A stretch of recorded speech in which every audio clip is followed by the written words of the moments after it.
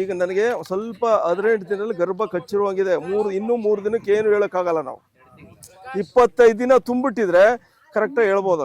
28 ದಿನ ಆದರೆ ಇನ್ನೂ ಒಂದು 2-3 ದಿನದೊಳಗೆ ಬರುವ ಚಾನ್ಸಸ್ ಇರುತ್ತೆ. ಇದು ನೀನು ಇವಾಗಲೂ ಕೂಡ ಡಾಕ್ಟ್ರಿಗೆ ಹೇಳಿರ್ತೀವಿ ನಾವು, ಒಂದು 15 ದಿನ ಒಂದು ಹೇಳಿದ್ನಲ್ಲ, ಮುಸ್ಕಿನ ನುಚ್ಚು ಒಂದಿಷ್ಟು ಮತ್ತು ನಮ್ಮದಲ್ಲಿ ಪೌಡ್ರ್ ಕೊಡ್ತಾರೆ.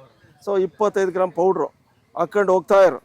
ಆಮೇಲೆ ಇದನ್ನು ಲೋಳೆ ಬರ್ತದೆ ಒಂದು, ಅದೇನಾದರೂ ಇಲ್ಲಿಂದ ಅಲ್ಲಿ ದಾರದ ಕೆಳಗಡೆ ಭೂಮಿ ತನಕ ನೇತಾಡ್ತಾ ಇದೆ ಅಂದರೆ ಆಗ ಸೆಮೆನ್ ಮಾಡಿಸ್ಬೇಡ.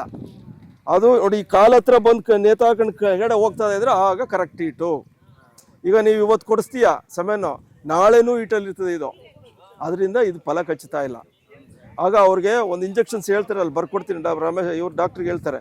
ಆ ಸೆಮೆನ್ ಕೊಡುವಾಗ ಸೊ ಒಂದು ಇಂಜೆಕ್ಷನ್ಸ್ ಕೊಡ್ತಾರೆ.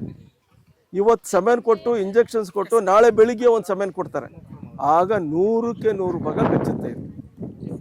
ನೀನು ಮುಸ್ಕಿನ ಜೋಳ ಕೊಟ್ಟಿಲ್ಲ ಅಂದರೆ ಕಟ್ಟಲ್ಲ. ಈ ಕಾರಣ ಯಾಕೆ ಅಂತ ಹೇಳ್ತೀನಿ ಅಂದರೆ, ಬಾಡಿ ದೊಡ್ಡದಾಗಿ ಬೆಳೆದಿದೆ, ಇದ್ರ ಗರ್ಭ ಸಣ್ಣ ಇದೆ. ಬಾಡಿ ದಪ್ಪಾಗಿದೆ, ಗರ್ಭ ಸಣ್ಣ ಇದೆ. ಗರ್ಭ ಬೆಳಿಬೇಕು ಅಂದರೆ ಮುಸ್ಕಿನ ಜೋಳ ನುಚ್ಚು ಕೊಡ್ಬೇಕು. ಆ ಪೌಡ್ರ್ ಕೊಡ್ತಾರೆ. ಈಗ ಆ ಪೌಡ್ರು ಹಾಕ್ಬೇಕು. ಡಾಕ್ಟ್ರಿಗೆ ಇಂಜೆಕ್ಷನ್ಸ್ ಹೇಳಿರ್ತೀನಿ ನಾನು, ಅದನ್ನು ಕೊಡು. ಫಸ್ಟ್ ಕ್ಲಾಸಾಗಿ ಹೋಗುತ್ತೆ. ಈಗ ಒಂದು 2 ದಿನಕ್ಕೆ, ಇನ್ನೊಂದು 2 ದಿನಕ್ಕೆ 3 ದಿನಕ್ಕೆ ಈಟಿಗೆ ಬಂತು ಅಂದರೆ ಈ ಥರ ಮಾಡು. ಇಲ್ಲ ಈಟಿಗೆ ಬರಲಿಲ್ಲ ಸರ್ ಅಂದರೆ 38 ದಿನಕ್ಕೆ 40 ದಿನಕ್ಕೆ ಚೆಕ್ ಮಾಡಿಸಿದ ಈಗ ಇಂಜೆಕ್ಷನ್ಸ್ ಕೊಡ್ತಾರೆ. ಹೇಳ್ತೀನಿ ಡಾಕ್ಟ್ರೇ, ಪ್ರಿಕ್ ಮಾಡೋರು ಯಾರಿದ್ದಾರಪ್ಪ?